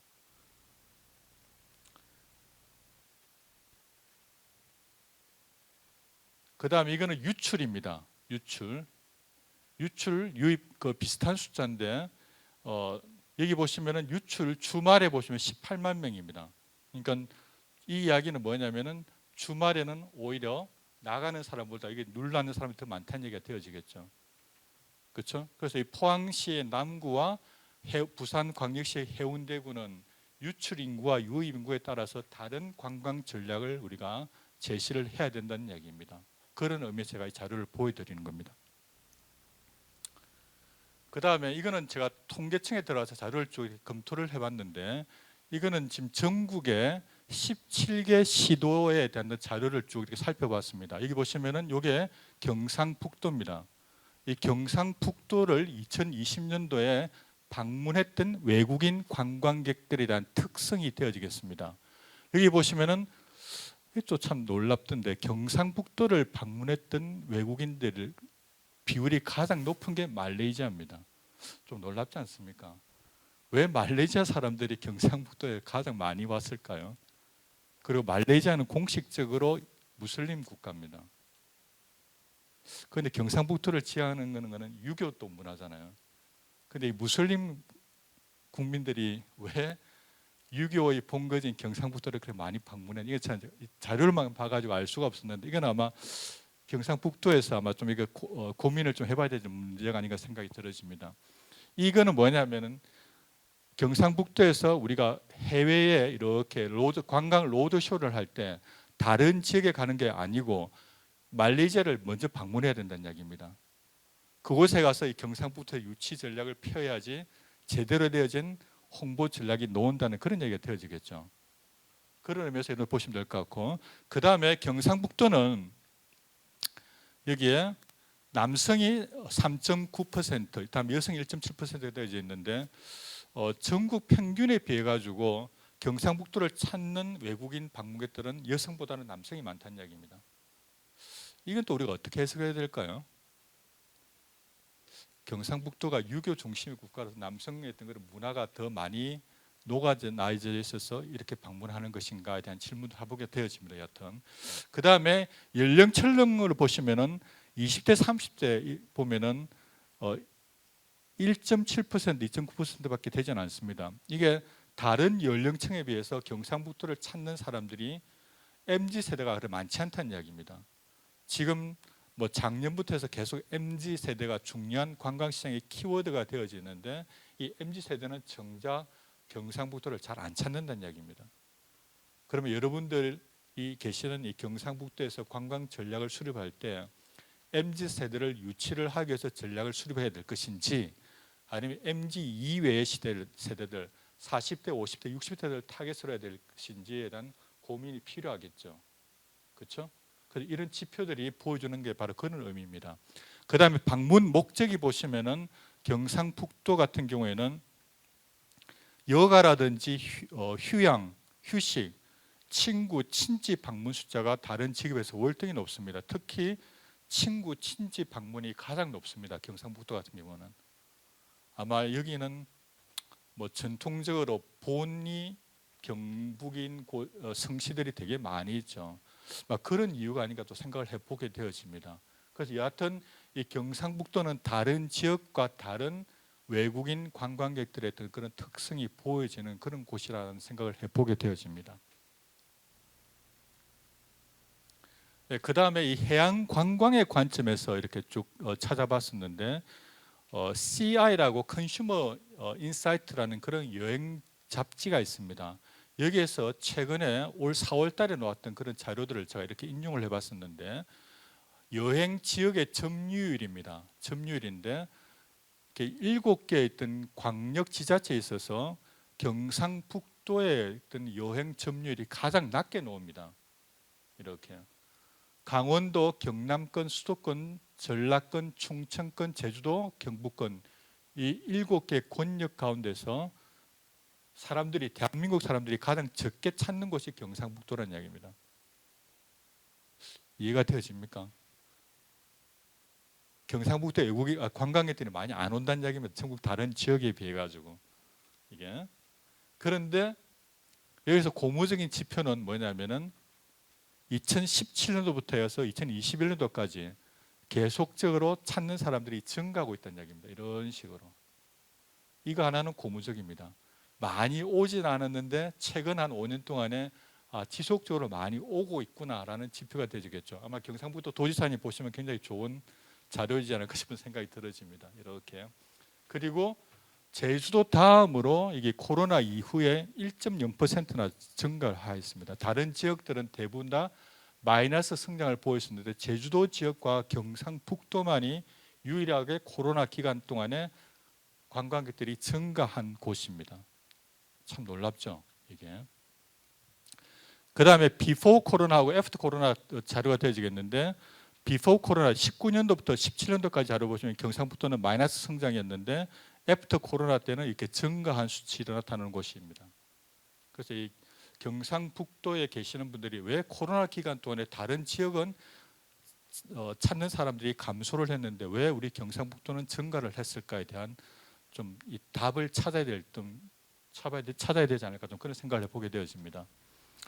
그 다음에 이 자료는 코로나 전후에 여행 점유율 상승 지역이 되어지겠는데 여기 보시면 경상북도에 전국에 226개의 기초지자체가 있습니다. 226개 기초지자체 가운데서 여기에 포항시가 2등을 했습니다. 놀랍지 않습니까?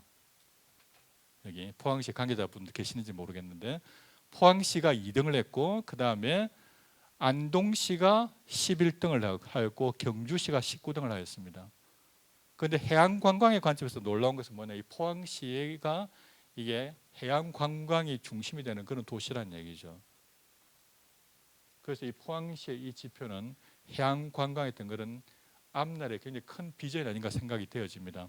밑에 있는 것은 영일대 해수욕장이고 여기는 포항 케이블카에 대한 조감도가 되는 이는 제가 영남경제신문에서 이렇게 자료를 가져왔습니다. 이런 것들 영일대 해수욕장이라든지 이런 것들이 포항 시민들 찾는 하나의 매력물이 되어진다는 얘기가 되어지겠죠. 그 다음에 일반 관광과 달리 해양 관광이 왜 중요하느냐에 대한 지표가 되어지겠는데 여기 보시면 우리나라의 여행 자원을 추천을 해라 이렇게 했었는데 1등부터 해가지고 여기 20위 가운데서 바다와 관련된 것이 굉장히 많이 있습니다. 그중에 특히 상위 1등부터 5등까지 보시면 바다, 해변, 해산물 이런 것들이 상위 5위 안에 3개나 포함되어 있다는 얘기입니다. 그 이야기는 뭐냐면은 우리나라 여행 자원 가운데서 대한민국 국민들 가슴 속에는 바다와 관련된 것이 가장 중요한 관광 요소로 작용하고 있다는 이야기입니다. 그 다음에 광역 지자체별로 이 해양 관광자원에 대해 추천이 쭉 나와 있었는데 여기 보시면은 7개, 8개구나. 8개의 그 광역 지자체 가운데서 경상북도를 이렇게 낮습니다. 높지는 않아요. 굉장히 낮게 나와 있는데도 불구하고 포항시가 전국 2등을 했다는 것은 굉장히 중요한 지표가 되어줄 수 있다는 얘기입니다. 그 다음에 4가지 아까 자원이 있었죠. 첫 번째 바다 해변과 관련된 자원은 이게 전국의 226개 가운데서 경북 영덕군하고 경북 포항시가 7위와 12위에 이렇게 랭크가 되어져 있습니다. 여기 이것도 굉장히 고무적인 지표죠. 광역지자체에서 7위에 랭크되어져 있는데 이 두 개 기초지자체가 전국에 15위 안에 이렇게 두 군데나 포함되어 있다는 얘기입니다. 포항, 그다음에 영덕 이 두 장소가 굉장히 많이 찾는 곳이라는 이야기입니다. 그다음에 물놀이와 해양 스포츠로 가장 많이 찾는 곳 중에서 20위 가운데서 영덕과 그다음에 포항, 그다음에 울진 이 세 군데가 또 포함되어집니다. 여기는 포항과 영덕이 지금 두 군데 다 포함되어지죠. 그만큼 영덕과 포항은 자원이 많다는 그런 의미로 이해를 하시면 될 것 같습니다. 그다음에 낚시와 관련된 내용들이 되어지겠는데 경북 울릉군이 전국에서 1위로 나와 있습니다. 낚시와 관련해서 혹시 낚시하시러 울릉도에 가보신 분 있는지 잘 모르겠는데 대한민국 1위가 울릉도입니다. 그다음에 경북 영덕도 낚시의 중요한 스팟으로 나와 있고 울진도 중요한 스팟으로 나와 있습니다. 그다음에 수산물과 관련해서는 역시 경북 영덕, 포항, 울릉, 울진 이런 것들이 굉장히 많이 올라와 있습니다. 이런 것들. 그래서 전체적으로 보면은 굉장히 낮지만 몇 개의 기초지자체 같은 경우는 전국에서 굉장히 큰 경쟁력을 지니고 있다고 우리가 볼 수 있을 것 같습니다. 네, 두 번째는 아까 지금까지는 여기 관광 요소 가운데서 행위자인 지역 주민과 관광객들에 대해서 했다 그러면 지금 두 번째는 이 관광 개발에 대해서 얘기를 하도록 하겠습니다. 여기 해양 관광 개발은 이런 뜻을 가지고 있다고 되어져 있고 해양 관광 개발 계획은 아까 앞에 제가 왔을 때 동영상을 틀어놨던데 이 포항시와 관련된 어떤 그런 미래의 어떤 그런 기본 계획인 것 같아요. 이런 계획들이 보면은 이 관광 쪽에도 계획이 있습니다. 이 관광 쪽의 계획 같은 경우에는 여기에 중앙 부처에서 수립하는 10년 주기 계획이 있습니다. 그 다음에 지자체에서 하는 5년짜리 계획이 있습니다. 아마 아까 보셨던 동영상 같은 경우에는 도시 기본 계획이라 그러면 포항시 도시 기본 계획이라면 10년 주기의 법정 계획입니다. 반드시 수립해야 되는 그런 계획이거든요.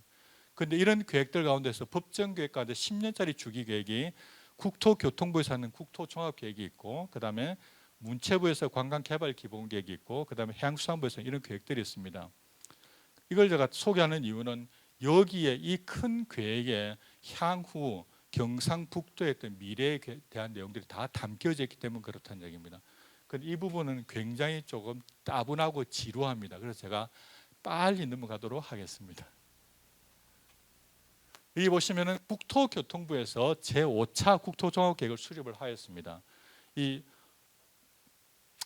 국토종합계획은 우리나라의 국토와 관련된 계획 중 가장 상위의 계획입니다. 최상위 계획인데 이 계획은 다른 계획은 10년인데 이 계획은 20년짜리 계획입니다. 그러니까 지금 2020년도부터 2040년도까지 대한민국이 어떻게 바뀔 것인가 또는 경상북도가 어떻게 바뀔 것인가를 여러분들 보시려고 그러면 이 국토종합계획을 보시면 됩니다. 이거는 여러분 국토교통부에 들어가시면은 자료실에 이 계획이 다 나와 있습니다.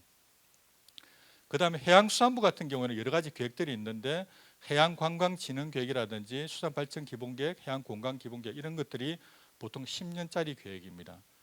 그 다음에 문화체육관광부에서는 관광개발기본계획이 있고 관광진흥기본계획인데 여기도 보시면은 이 경상북도의 관광에 대한 내용들이 다 담겨져 있습니다. 그 중에서 제가 몇 가지만 간단하게 소개를 하도록 하겠습니다. 지금 보시는 것은 제5차 국토종합계획입니다. 2040년도까지 대한민국은 어떤 비전을 가지고 대한민국이 국토가 바뀔 것인가에 대한 그림이 되어지는 겁니다. 그리고 여기 보시면은 최상위 국가 공간 계획이라는 얘기죠. 그리고 이렇게 다른 계획들이 많이 있는데 문제는 이 국토종합계획은 땅에 관한 계획입니다. 땅. 그래서 바다에 관한 내용들은 거의 언급을 하고 있지 않습니다. 단 하나 간단하게 이렇게 되어 있습니다. 대륙과 해양을 잇는 평화국토 조성 이 단어밖에 없습니다. 그러니까 이 국토종합계획은 2040년도를 목표로 하고 있는데 국토에 관한 계획이지 바다에 관한 계획은 아니란 얘기입니다. 그런데 이 국토종합계획에 보니까 이 경상북도 종합계획 부분이 따로 있더라고요. 그래서 제가 이렇게 캡처를 해봤는데 이 경상북도 2040년도의 비전입니다. 여기에 이 그림에 여러분들 경상북도의 미래가 다 담겨져 있습니다. 다 좀 아이러니하죠. 여기 다 있습니다. 그런데 2040년도까지 국토종합계획에 보시면 이 해양 관광에 관련 내용들은 전혀 없습니다. 그러니까 경상북도는 국토종합계획에 있어서 해양과 관련된 그런 계획을 수립하고 있지 않다는 얘기가 되어지겠죠. 그 이야기는 여전히 경상북도는 육지 중심의 관광으로 가겠다는 그런 의지가 있다는 이야기입니다. 아마 이걸 보시면은 여기 그 환동의 본부죠. 있는 그 해양레저 관광과가 있는 곳에서 좀 새로운 계획을 수립을 해야 되는 그런 자극을 받아야 되지 않을까 생각이 들어집니다. 단 여기 보시면은 관광과 관련된 이거 하나밖에 없습니다. 백두대간을 산림 관광으로 하겠다. 이 내용 하나밖에 없어요. 산림조합하고 무슨 의미가 있는지는 잘 모르겠는데 이 산림조합 여기가 백두대간하고 연결이 되어집니까? 예? 관계가 없습니까? 예. 그럼 이거하고 상관도 없네요. 여하튼 이 5차 국토종합계획에는 경상북도는 이 관광과 관련해서는 산림 관광 내용 하나밖에 없습니다. 그러니까 이게 지금 유교라든 이런 내용도 전혀 없어요. 다른 문화의 내용도 그렇게 많지도 않습니다. 오로지 이거 하나밖에 없거든. 딱 키워드로 등장하는 거는. 그리고 여기서 경상북도에서 굉장히 큰 의미를 두고 있는 건 이거더라고 보니까요. 통합 신공항. 2040년도까지 통합 신공항을 만드는 것이 가장 큰 정책 그 의지로 이렇게 표현을 하고 있던데 다른 내용은 별로 없는 것 같아요. 그런데 제가 이걸 자세히 보니까 좀 큰 문제 중에 하나가 뭐냐면은 이 다른 광역 지자체하고 어떻게 연계를 할 것인가에 대한 내용이 또 없다는 거. 그리고 이게 지금 하이퍼루프라 그래가지고 서울에서 경북까지 경상북도까지 20분 만에 통과하는 거기 교통수단이 되어지겠는데 20분 만에 경상북도에서 서울까지 20분 만에 오는 겁니다. 근데 문제는 뭐냐면 이런 하이퍼루프라든지 신교통수단이 생기게 되어지면은 경상북도는 그냥 통과형이 될 수가 있다는 이야기입니다. 부산과 서울, 경상북도 이렇게 경부선 중심에서 대구, 경북은 통과하는 곳이 되어진다. 그럼 사람들이 많이 머물지 않을 거란 이야기입니다. 머무는 시간도 굉장히 짧을 것이라는 얘기죠. 그래서 신교통수단이 도입하는 것이 반드시 그 지역의 관광산업에 기여하는 것은 아니라는 것을 우리가 좀 알아야 되지 않겠나 생각이 들어집니다.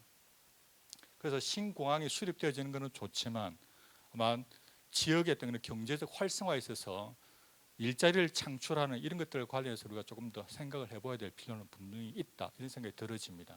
그리고 신공항과 더불어서 투포트 전략이 뭐냐면 여기 신항만을 개발하는 이런 것이었습니다. 그런데 지금 현재 우리나라는 이 신항만이 가덕도 신항만하고 광양 신항만 이렇게 좀 투포트 시스템이 진행되어지고 있는데 여기 경상북도의 신항만을 갖다 만든다고 했을 경우에 우리나라 전체에 이게 투포트 전략에서 어느 정도 영향력을 미칠지는 잘 모르겠어요. 그림은 괜찮지만 우리가 좀 이렇게 장기적으로 볼 때 국토 전체에 있던 관점에서 좀 고민을 해봐야 될 필요가 있다 생각이 들어지고 그 다음에 관광에서 가장 큰 문제는 앞서 이야기한 것처럼 해양 관광에 관한 부분이 전혀 없다는 것 그리고 이 육지에 여러 가지 관광 자원이 굉장히 많이 있는데 이런 관광 자원과 해양 관광 자원을 어떻게 연계를 시킬 것인가에 대한 내용이 지금 이 국토종합계획에서는 빠져 있다는 것이 좀 아쉬운 부분이었습니다. 그리고 이거는 지금 작년 말에 수립했던 경상북도 이 종합계획에 있는 내용인데 이 경상북도 종합계획도 비전 이렇게 되어져 있고 그다음에 4대 목표 이렇게 나와 있는데 그리고 목표 밑에 8대 분야라고 이렇게 나와 있습니다. 그런데 역시 아쉬운 부분은 뭐냐면은 이 경상북도 이 종합계획에서도 보면은 해양 관광에 대한 부분은 이렇게 상당히 부분 누락되어져 있다 이런 생각을 많이 하게 되어졌습니다. 이거는 지금 거기 문화체육관광부에서 하는 그 관광개발 기본계획에 관한 내용입니다. 이게 지금 비전, 목표, 전략이 나와 있고 관광객 수 그다음에 나와 있습니다. 그다음에 그 계획에 관한 내용들이 되죠. 이거는 여러분들 자료에 있으니까 자료를 참고하시면 될 것 같습니다. 그리고 또 역시 자료에 있습니다. 자료에 있는데 여기서 좀 우리가 주목을 해야 될 게 뭐냐면 경상북도입니다. 지금 이 올 초에 이 관광개발 기본계획이 4차 기본계획이 수립이 다 완료가 되어졌었는데 이 4차 기본계획은 기본적으로 서울과 제주도가 가장 중요한 역할을 하게 되어집니다. 여기 서울과 제주도가 가장 중요한 역할을 하게 되어지고 그다음에 나머지 중추도시라 해요. 그래서 이렇게 5군데를 설정을 하게 되어집니다. 5군데. 그다음에 중추도시 밑에 다음에 중핵도시라는 걸 또 만들어냅니다. 그리고 중핵도시 안에는 보면은 여러 개의 관광 명소를 이렇게 찍어내거든. 이런 전략을 좀 수립하고 있습니다. 그런데 여기 보시면은 이 경상북도의 관광 중추도시는 대구로 되어져 있습니다. 대구에서 이렇게 뭐 포항이라든지 안동권역으로 이렇게 엮어내는 이런 전략을 펴고 있다는 이야기입니다. 이런 식으로. 그러면 여러분들이 이 경상북도에서 해양관광 전략을 수립할 때 이 중추도시와 어떻게 연결을 시킬 것인지, 인프라는 어떻게 설정할 것인지, 또는 중추도시에 온 사람들을 어떻게 바다 쪽으로 끌어들일 것인지 이런 전략들에 대한 고민이 충분히 있어야 된다는 이야기입니다. 그리고 이 4차 기본계획의 중요한 것은 뭐냐면 여기 나와 있는 것은 이 축이라는 게 있습니다. 이 축. 이 축을 갖다 이렇게 크게 설정을 하고 있는데 대구 경북에 있는 이 환동해권은 이렇게 요축이 설정되어 있습니다. 뭐냐면 해양과 산악이라는 명칭을 주고 있는데 실제 내용에는 보면은 해양 부분보다는 산악 중심의 어떤 형태로 가 있다는 얘기입니다. 그래서 아마 이 경북도청에 있는 환동해 본부에서 해양 쪽으로 더 많은 역량을 좀 쏟아야 되는 이유가 또 여기도 있지 않을까 생각이 들어집니다. 그래서 여기 보시면은 뭐 자원 중심의 사계라 그래가지고 여기 남해안 쪽에는 문화치유, 그다음에 서해안 쪽에는 갯벌자연, 그다음에 DMZ에는 안보 쪽, 그다음에 동해안 쪽은 해양산악. 그래서 이렇게 4개로 개발한다고 되어져 있습니다. 이거는 그 중에서 이 대구 경북과 관련되어진 내용들이 어떻게 있냐를 제가 살펴봤는데 역시 대구 경북은 이거밖에 없습니다. 유교 문화입니다. 유교 문화. 유교 문화밖에 없어요. 유교 문화를 어떻게 활성화시킬 것인가 내용밖에 없고 해양관광의 내용은 하나도 없습니다. 아마 문화체육관광부에서 수립했기 때문에 해양을 의도적으로 뺄 수도 있는데 여하튼 해양관광에 관한 부분은 지금 4차 기본계획에는 전혀 언급이 되어 있지 않다는 이야기입니다. 그 다음에 해양수산부에서 수립했던 그 계획입니다. 가장 큰 계획이 해양수산발전 기본계획인데 이 해양수산발전 기본계획도 비전이 있고 목표가 이렇게 나와 있습니다. 6대 추진 전략이 나와 있는데 아마 대구 경북과 관련된 내용들은 여기에 있을 것 같아요. 해양수산업의 질적 도약이라는 내용 보면 언급이 되어져 있을 것 같습니다. 그 중에서 보시면은 여기 대구 경북과 관련해서는 여기 크게 뭐 사계절 즐길 수 있는 해양내적 관광 산업은 주로 해수욕장 중심으로 되어져 있고 그다음에 동해안은 해양 치유 산업과는 또 상관이 없습니다. 그다음에 포항이라든지 경북 관련해서는 이 마리나 크루즈 산업이 중요한 내용이 되어질 수 있을 것 같은데 실질적으로 이 크루즈 경쟁력이 있는 곳은 대구 경북 쪽에서는 포항에서 그 울릉도나 독도로 가는 이 크루즈는 그렇게 많은 수익을 날 것으로는 기대를 하고 있지 않습니다. 가장 큰 수익처가 아마 러시아와 연결되어지는 이 크루즈가 되어질 것 같은데 이것을 언제 가능한 빠른 시간 안에 이게 노선을 확보하느냐의 문제가 아마 향후에 굉장히 중요한 정책 아젠다에서 좀 높은 순위로 등장을 해야 되지 않을까 좀 그런 생각을 해보게 되어집니다. 대구 경북 지역에서 중국 쪽에 있는 관광객을 유치하는 것은 쉽지는 않거든요. 왜냐하면 대부분 크루즈 관광객들 같은 경우는 인천에서 제주도가 주고 부산도 거의 찾지를 않아요. 그런데 대구까지 올 가능성은 더욱더 없겠죠. 그렇다 그러면 대구 경북 지역에서 중국 관광객을 대상으로 크루즈 전략을 수립한다는 것은 맞지 않다는 이야기입니다. 그래서 이런 걸 생각한다 그러면 대구 경북 지역에서는 속히 이 러시아와의 이 루트를 어떻게 확보할 것인가에 대한 전략이 좀 수립되어야 되지 않을까 생각을 해보게 되어집니다. 그다음 해양관광진흥 기본계획이 있는데 여기서는 크게 대구 경북 지역 관련 내용들은 좀 다시 언급을 하도록 하겠습니다. 그다음에 해양공간 기본계획이 있는데 여러분들이 보시는 이 바다가 그냥 바다가 아닙니다. 땅에도 보시면은 우리가 용도 지역이 다 지정이 되어져 있죠. 뭐 상업 지역이 되어져 있고 공원 지역 다 지정되어 있지 않습니까? 바다도 마찬가지입니다. 아주 조밀하게 이렇게 그리드가 설치되어 있어 가지고 여기에서는 뭘 하면 안 되고 여기서 뭘 하면 되고 안 되고 다 지정이 다 되어져 있거든요. 그래서 그것이 어디 있냐면 바로 이 공간 기본 계획에 다 포함되어 있습니다. 이 기본 계획의 내용이 되어지게 되면 나중에 다시 설명을 하도록 하겠습니다. 예, 지금까지 계획과 어떤 개발에 대한 내용들을 정리를 한다 그러면은 이런 식입니다. 해안 관광 관련된 어떤 계획의 변화를 본다 그러면은 여기 해양수산부는 제3차 해양수사발전 기본계획을 수립으로 해양관광정책의 종합적 추진을 가능하게 하였으며 했는데 최근에 가장 중요한 변화는 제1차 수중 레저 활동 기본계획을 수립했다는 얘기입니다. 이전에는 물 위에서만 우리가 기본계획을 수립했는데 이제는 물 밑에서도 사람들이 즐길 수 있도록 만들었다는 얘기입니다. 그래서 2015년도에 수중 레저 안전법이라는 게 제정이 되어졌습니다. 이제 물 밑에서 우리가 스쿠버를 하면서 다이빙을 하면서 물 밑에 있는 해양 생태계를 관찰하고 경험하는 이런 상품들이 지금 등장을 하고 있다는 이야기입니다. 그래서 미리 1차 수중 레저 활동 기본계획을 해양수산부에서 수립을 한 이유가 되어지겠습니다. 그 다음에 앞서 했던 이 네 가지 구성 요소 가운데서 이 부분입니다. 정책했던 그런 변화들에 대해서 간단하게 언급을 하도록 하겠습니다. 맨 마지막에 보시면은 2018년도 4월 달에 해양수산부에서 해양레저 관광과가 재편이 되어졌습니다. 그래서 우리나라에서 공식적으로 해양레저 관광은 해양수산부에서 해양레저 관광과가 생기면서 시작했다고 우리가 할 수 있지 않을까 생각이 들어요. 그래서 2018년도 4월 달은 해양관광에서 굉장히 중요한 어떤 해가 되어진다는 이야기입니다.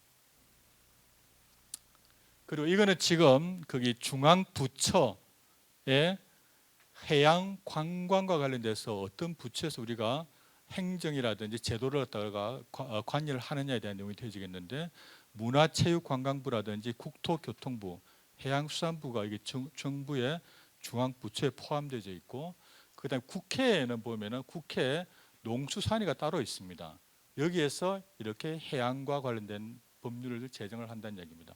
그래서 국회와 이 관광 관련된 이 부서가 협업을 잘 해야지만이 우리나라의 해양 관광이 제대로 되어진다는 얘기입니다.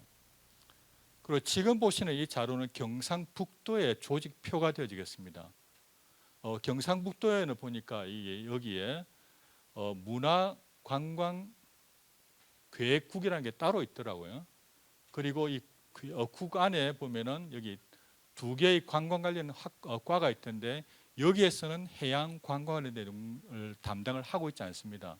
해양 관광 관련된 것은 여기 환동의 지역 본부에서 여기 해양 관광과 관련된 내용들을 하고 있다는 이야기입니다. 그래서 여러분들이 이걸 좀 참고를 해야 될 필요가 있다고 생각이 들어집니다.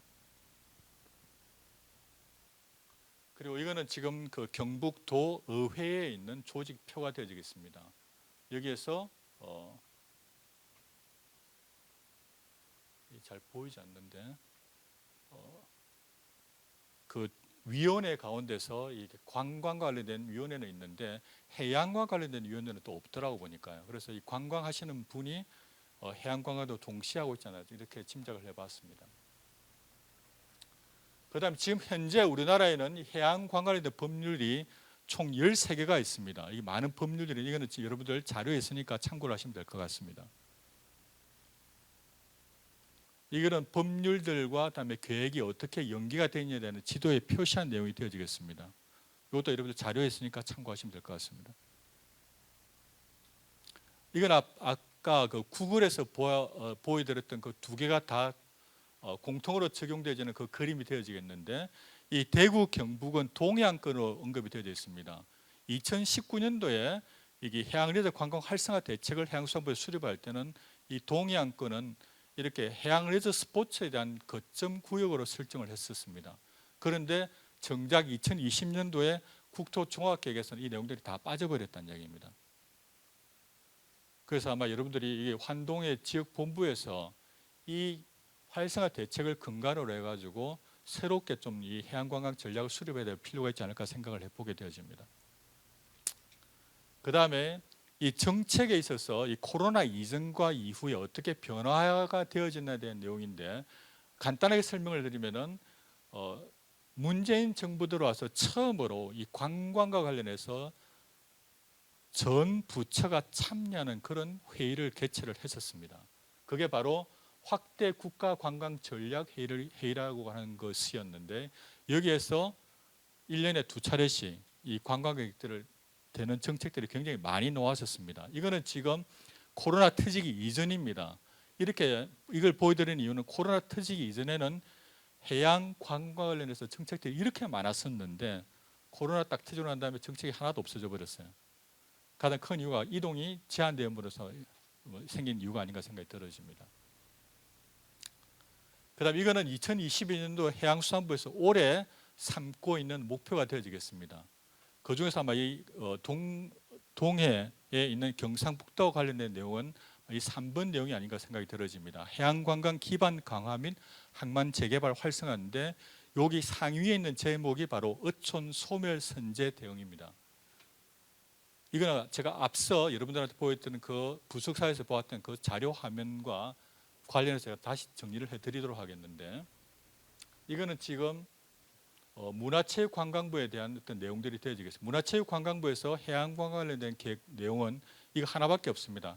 해파랑길을 활성화시키는 내용밖에 없어요. 그 이야기는 뭐냐면 문화체육관광부는 여전히 육지에서 이 관광 중심으로 정책을 수립을 한다, 이렇게 여러분들 이해하시면 될 것 같습니다. 예, 오늘 결론입니다. 지금 시간이 5분밖에 안 남았기 때문에 빨리 끝마치도록 하겠습니다. 오늘 여러분들한테 거기 발표했던 내용의 제목은 거기 해양 관광의 건강성과 회복성을 위한 어떤 내용들이었고, 그게 경상북도를 중심으로 본다는 내용이었습니다.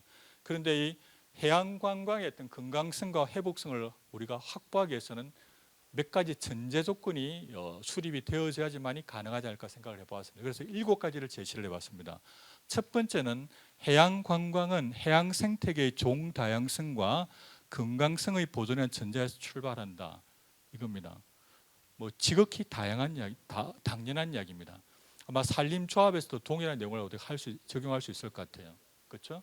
두 번째는 뭐냐면은 해양 관광은 지구 표면의 해양이 해류의 이동과 순환으로 이루어진 연속 체임을 인식한다. 이야기는 뭐냐면은 지구의 70%가 바다입니다. 근데 이 바닷물은 끊임없이 이렇게 돌고 돈다는 이야기죠. 우리가 이걸 갖다 늘 기억을 해야 된다는 이야기입니다. 우리가 버렸던, 바닷가에 무심코 버렸던 쓰레기가 돌고 돌고 결국 우리한테 돌아올 거란 이야기입니다. 이게 그런 의미입니다.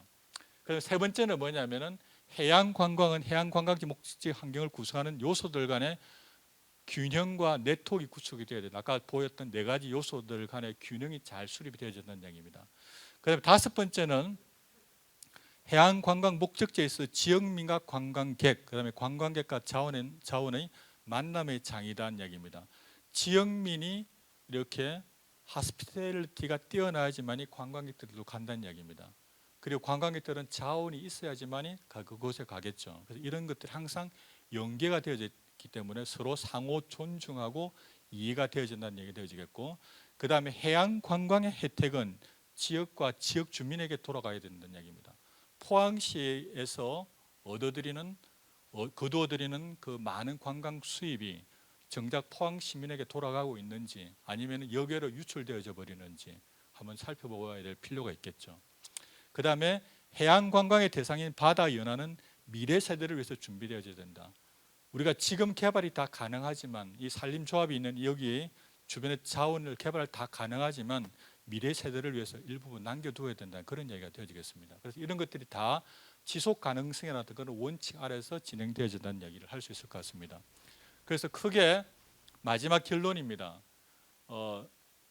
우리가 여기서 지금 가장 중요한 키워드는 2가지입니다. 건강성과 회복성인데, 여기서 말하는 이 건강성이라고 하는 것은 바다가 일단 깨끗해야 된다는 얘기죠. 바다가 깨끗해야지만이 사람들이 모인다는 얘기입니다.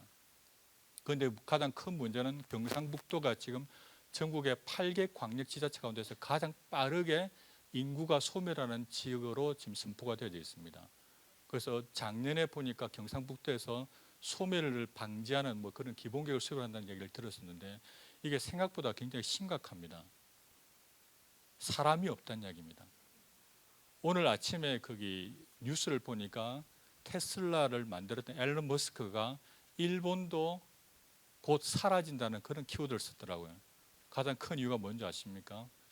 일본의 출산율이 사망률보다 더 떨어진다는 얘기입니다. 언젠가는 일본이 사라진다는 얘기가 똑같죠. 근데 지금 경상북도의 많은 마을들, 도시들이 지금 소멸화 위기에 지금 처해 있다는 얘기입니다. 그래서 해양 관광이 건강성을 회복한다는 것은 뭐냐면 해양 관광 목적지에 지역 주민들이 많이 모을 수 있는 또 지역 주민이 살 수 있는 생태계가 구축이 안 되어지면은 해양 관광 아무 소용이 없다는 이야기입니다. 그래서 일단 해양 관광 목적지에 있는 주민들이 내가 정말 이곳에 살고 싶은 그런 곳이 되어질 때 다른 외부 사람들도 올 것이라는 이야기입니다. 포항시가 관광 목적지가 되려고 그러면 포항 주민들이 우리 포항 정말 살고 싶은 곳이야. 나는 앞으로 여기서 평생 살고 싶어. 이런 마음과 애향심과 없으면은 포항시도 역시 뭡니까? 유입하는 것보다 유출 인구가 많아지면은 포항시도 언젠가는 소멸 도시화 될 수도 있다는 이야기입니다. 그래서 건강성을 회복한다는 것은 지역 주민들이 살 수 있는 곳으로 만들자는 이야기입니다. 그다음에 회복을 한다고 하는 것은 파손되어진 생태계를 복구하자는 이야기입니다. 포항시의 영일대수욕장 이렇게 가보면은 바닷가에 쓰레기들 정말 많더라고요. 근데 그걸 누가 치우느냐 이겁니다. 그러면 바닷가에 그렇게 쓰레기가 많으면 바다 밑에는 오죽하겠습니까? 방파제 주변은 오죽하겠습니까? 포항시의 바다의 건강성이 회복되어진다는 것은 뭐냐면 회복되어진다는 것은 거기가 물고기들이 살 수 있는 또는 어떤 누구가 와서도 참 깨끗한 바다가 되어지지 않으면 안 된다는 이야기입니다. 그래서 오늘 이 주제를 건강성과 회복성이라는 그런 주제를 삼았던 이유도 가장 기본으로 돌아갈 때 해양관광 목적지는 원래대로 사람들이 방문하는 곳이 되어지고 그리고 사람들이 그곳에 가서 더욱더 많이 또는 오랫동안 머물 수 있는 곳이 되어진다는 얘기입니다. 제가 앞서 부석사에서 찍은 사진을 보여드릴 때 그 얘기를 했었죠. 조선시대 6.25 시대 6.25 통치에서 조선의 선비들은 만약에 오늘 2022년도에 포항시를 찾는다면 어떤 결론을 내릴까 이런 생각을 해봤었습니다. 역시 이분들이 찾는 바다도 이전에 그때의 바다처럼 건강하고 깨끗한 바다가 아닐까 싶은 생각이 들었었어요. 그래서 해양관광의 시작은 깨끗한 바다 그리고 건강한 바다 그리고 원래 자연이 회복되어진 바다가 되어질 때 경상북도의 해양관광의 미래는 바로 시작되지 않을까 생각을 해보게 되어집니다. 이것으로서 강연을 마치도록 하겠습니다. 감사합니다.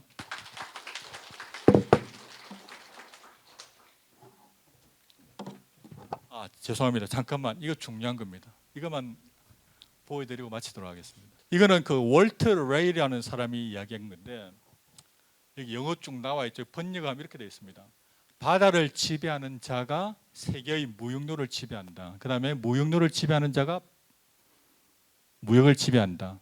무역을 지배하는 자가 세계의 부를 지배하며 결국 세계를 지배한다. 이렇게 되어있는데 다 빼버리고 제일 앞에 있는 거 바다를 지배하는 자가 맨 끝에 있는 거 세계를 지배한다는 얘기입니다. 그래서 경상북도의 미래는 경상북도의 바다를 누가 어떻게 지배하느냐에 따라서 대한민국의 판을 갖다가 그 다음에 세계 해양국가의 판을 잡을 수 있다는 얘기입니다. 그래서 그 시작이 바로 여러분들 경상북도 해양의 건강성과 그 다음 회복성부터 시작한다는 걸 꼭 기억하시길 바랍니다. 감사합니다.